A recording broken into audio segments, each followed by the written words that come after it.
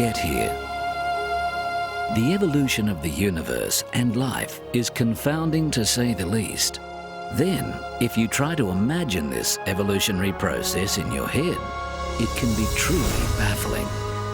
Moving one step on, trying to represent the cosmos and all its hallmarks and peculiarities graphically was one of the most enormous mind-stretching challenges ever embarked upon. The BBC has always had a very high standard of documentaries and factual learning programs that they produce, and we knew that this space series would have a huge interest publicly. It casts off one final layer, and its spark is extinguished forever.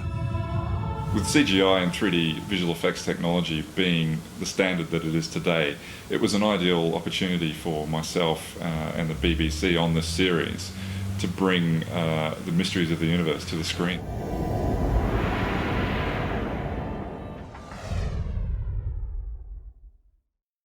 So we came up with this idea for a virtual space zone where everything within the universe is explained within this zone. Our presenter could walk in and around it, explain what's going on, pick out specific areas and to explain them in more detail. We could zoom in and out whenever we wanted to. So it was very much just a viewing window into space. We didn't really have a specific idea of the way that this virtual space zone should look. We knew though that we wanted it to have its own sense of energy. We didn't want events like the Big Bang spilling out into the surroundings and affecting our presenter.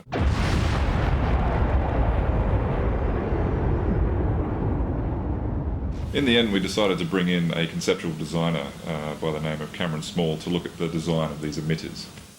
First, Cameron Small came up with a range of thumbnail designs. He explored several engraved sandstone series before moving towards designs with a metallic finish. The final design featured a pinnacle whereby the perimeter rays could be emitted. The next step was to construct the 4 pods, and this took the BBC to Bimini Designs. Using a silicon mould, fiberglass mixed with aluminium graphite was then injected, thereby forming the individual pods. The casts were then buffed in the parts requiring resilience. The piece I'm holding here at the moment is the actual centerpiece of the pod, and the original piece was actually made of about 16 pieces of custom wood, which was then turned in a lathe to get the round shape that you see, and also these grooves, and then a lot of the detail was added afterwards to get a nice finished piece, which was looking very heavy and solid to go in the middle. And these parts here are where the arms fit in, which locked it all together. The top plate, the focusing lens here, was actually laser cut out of 18mm perspex, and then we used a very fine sandpaper to give it the translucency or the opaqueness here that you see.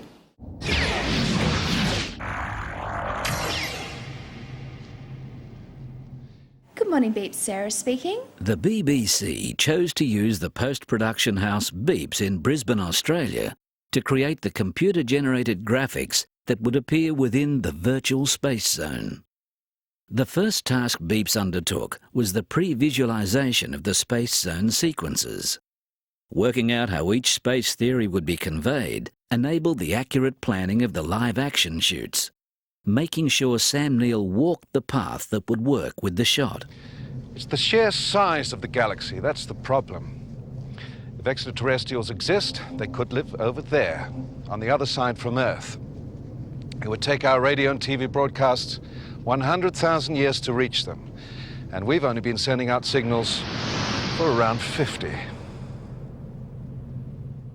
It was pretty evident early on that the amount of work required to produce the 180 or so shots for the series was going to be a very lengthy and very involved process. So being involved in the planning of the shots from an early stage with the BBC seemed like a very logical way to go. And this is the final frontier.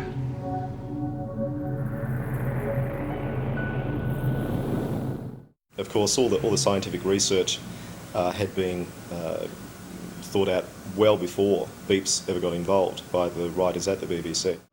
We're going to have to learn how to manipulate the very fabric of space itself. I think it helped that a lot of the team here at Beeps had a personal interest in space themselves.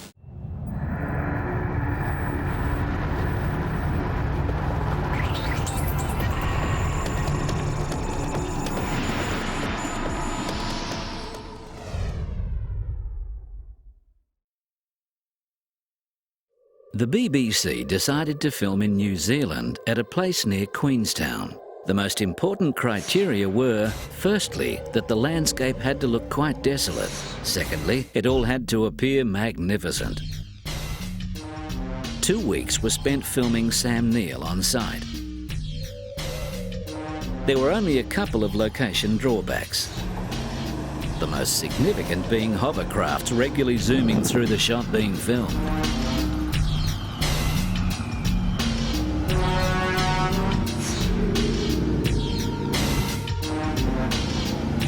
Then it was back to the post-production studio in Brisbane.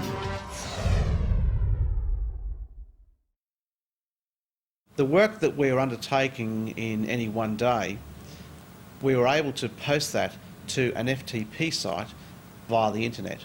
And that work was able to be viewed with very conveniently and very easily by the producers and the directors at the BBC on a day-to-day basis. And in this particular instance, the fact that we were actually in a different time zone worked to everybody's advantage. By the time our working day was complete, their working day was just beginning. So how everything fell together came down to a layering process, making full use of computer-generated graphic technology. For instance, first you have the shot from location. Then it's a matter of adding a dramatic sky. The virtual space zone beams could then be created. Taking one step back, the sun was generated separately, using real explosion footage and 3D effects. Then it was added into the shot. Putting it all together became the shot used in the series. This is the sun at the end of its life. There was a huge variety of visual effects created by Beeps.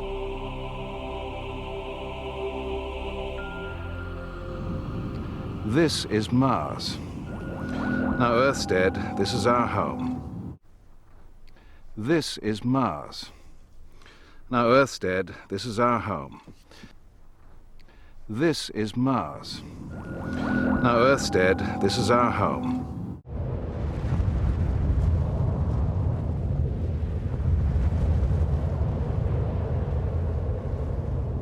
Layer after layer, it is blowing itself apart. Huge clouds of star stuff drift out into space.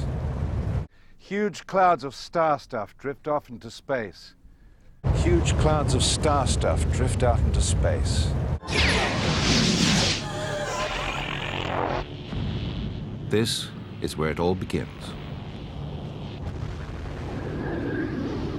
We're lucky there's even a planet here for us to live on, because it was very nearly blown apart before life had even begun.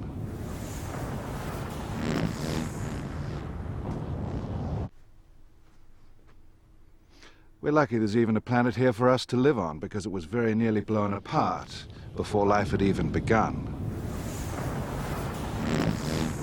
As you can see, the results are amazing. A dedicated team of Beeps digital artists and animators in Brisbane worked tirelessly with a dedicated UK team to produce a truly spectacular series.